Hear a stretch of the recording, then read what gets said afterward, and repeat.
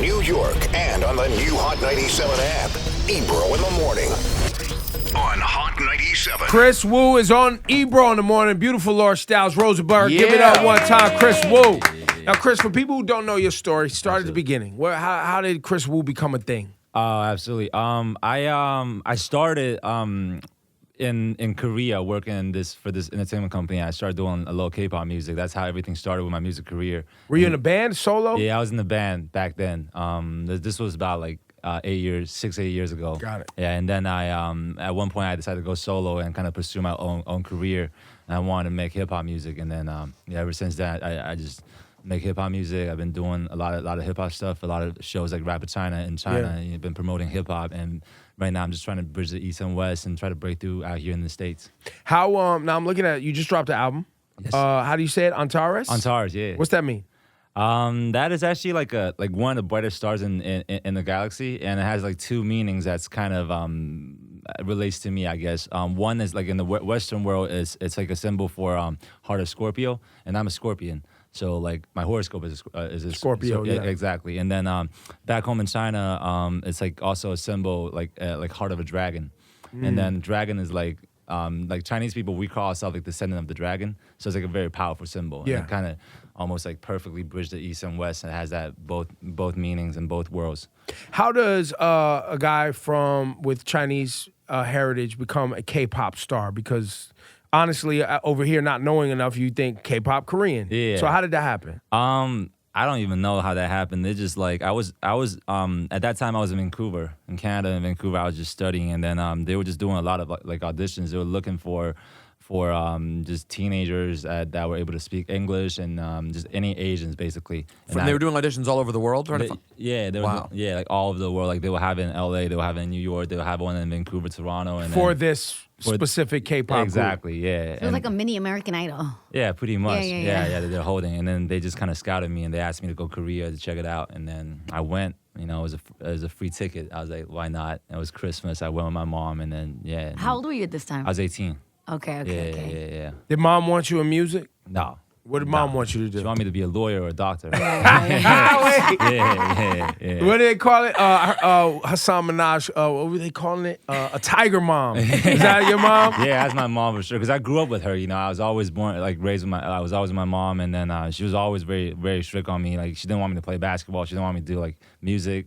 Yeah, F all that creative, athletic stuff. Yeah, Do you exactly. have siblings? No, I'm the only child. Oh, Wow. you're worse. Yeah. And then you fell in love with basketball too, huh? Absolutely. Oh, man. Absolutely, man. Mom's tight. Yeah, but I Mom's loved it. not Like happy. when I first playing basketball, you know, I was watching a lot of N1 mixtapes and stuff like that. You know, I got super hooked on. You know, I love Iverson. You know, Of course. and all that stuff kind of brought me into hip hop too. Yeah. Of course it did. Yeah. Was your mom like this goddamn American culture? No.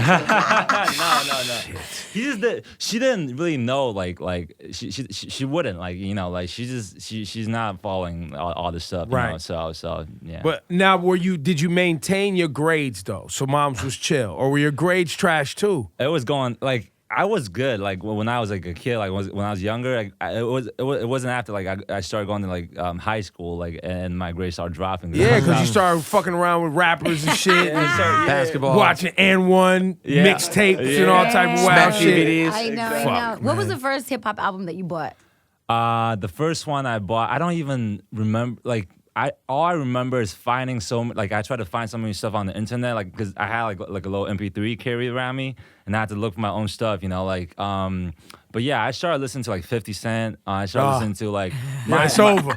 Yeah, It's over. Yeah, my era was like the early 2000s that I really got hooked on. So like Yeah. The Game, Lloyd Bank, Pharrell, Snoop, like Twista, all these people like around that time. So yeah, and one song that really like kind of got me, like kind of made me really want to be like if one day I could be like a artist, like a musician. I would want to do this type of music was Hate It or Love It. Yeah. Phenomenal record. Yeah.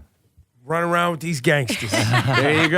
That happens so Seen it quickly. before. Grades start going down. So now Trying to your, buy a bulletproof vest? your popularity in Southeast Asia, out of here, like huge, right? Like I mean, I'm all right. Yeah. I can tell based on your jewelry, you're not struggling.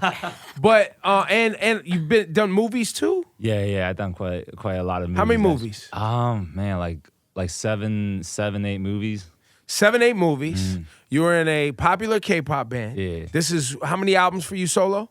Solo, this is the first one. This first solo. This is the first one. Okay. Yeah. I had an EP in China. I had a couple singles out here, but this is the first album. Yeah, #1 records in China and all that. You've done all that. Yeah. I So know you're that. popping. As I said, you are officially popping. And how's this album doing in China? It's doing great. It just got released yesterday, so it just Okay. came out. Yeah, Just yeah, came out in China yeah. now. It's All doing right. great. Yeah. And so I always wonder this, like, I mean, obviously America, consumerism, the home of hip, where hip hop was created, New York City, all those things. But I always want to hear from artists that are so popular everywhere, why being popular in America is such a big deal. For me, it's really I find it like I think there's a for me a meaning behind it, and it really inspires me. And I think if I be able to break through in this market, it'd really be a good example and someone that kids back home can look up to, and also I'll be a pioneer doing this because like not a hip hop artist has ever break through like this. K-pop or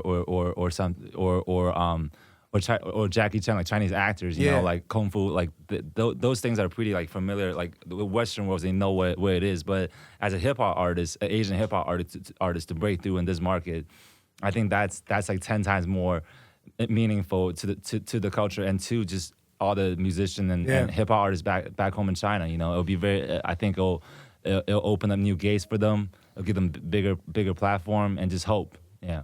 Now it's very interesting too because so much of Asian culture, right?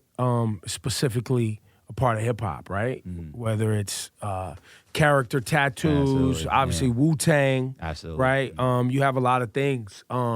It would be great. I know Jin. Shout out to Jin. Yeah. I know he's still doing his thing out Absolutely, here, right? yeah. He definitely made inroads and had super respect when Yeah. it came to the bars.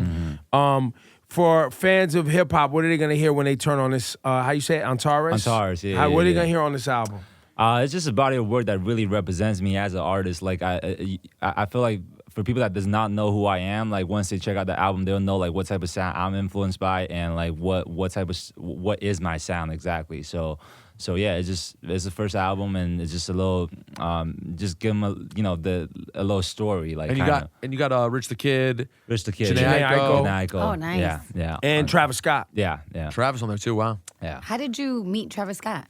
We met. This was about 2.5 years ago. Like this is quite a long time ago. And then I was just in the studio making a lot of songs. I was just cutting records. And then one guy from my camp, like he actually knows someone from Travis camp. And then he was asking me like, do you know who Travis Scott is? And I said, yeah, I've been a fan of his music. But this was like pretty like way back. Like he wasn't popping as he is right now. Kind of popping. Now He was he's kinda- super popping. Exactly. Yeah, but I knew him. Like I like all these mixtape. Before I wrote all that stuff, I checked it out and I said, it'd be really dope if he likes the record and we can like kind of do a collaboration. Because what's better than bridging the East and West with an Eastern artist and an artist and a Western artist. So I was perfect. And then so yeah, he reached out and then I don't know what he said. I don't know how he introduced Kris Wu to Travis camp, but they were like, oh yeah, we're down. Like Travis. Because you're popping Right. over there, I and know he's what they popping said. over I here, don't know and it what was, they they said said to that. make I'm them telling you, really it was like, yo, this They dude said Kris Wu is out of here, right. over there. Trust us. You want him next to you over there.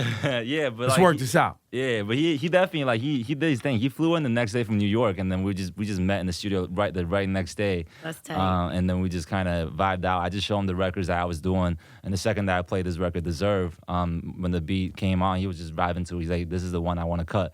And he came back again the next day and cut the record. Yeah. And Jhené Aiko, how'd you guys link up? This one was a little different. This one was like, first of all, when I first made this record, I wasn't thinking about having like a feature or it was gonna be a duet. I just kind of made the record. It wasn't until after we realized that like the hook is super melodic and it could really use a female vocal on it. It could sound really good. And then we started thinking about what would be a good female vocal. And then Janae's name just kind of popped out, and we know that she's super selective about the songs that she hop on. So we just kind of throw it out there and just send it to her and see if Well, she has Asian heritage too. Yeah, like yeah. it's on her mom's side. Is that right? I think so. I think grandma. Yeah. Because that's super powerful too, right? Like the Yeah. fact that she's has Asian heritage Yeah, and you yeah, and she's from Japanese, I here. And think. yeah, Yeah. that's dope. That's fire too. Yeah. Get the Asian R&B lady on it. That's Yeah, popping. yeah, Super popping. Kris Wu is his name. Go pick up Antares. Thank you for your time, bro. I appreciate it. Thank Yeah, you. congratulations Me too, too, man. 14 Thank you very records. much, Well, it man. looks 12. There's 2 of the same one, English Yeah. and Chinese version. There you go. Yeah. Go get that, man. Kris Wu, give it up Thanks, one Kris. time, man. Thank you, Chris. very much. Thanks for Thank having you. me. Thank you. Thank you. Yeah.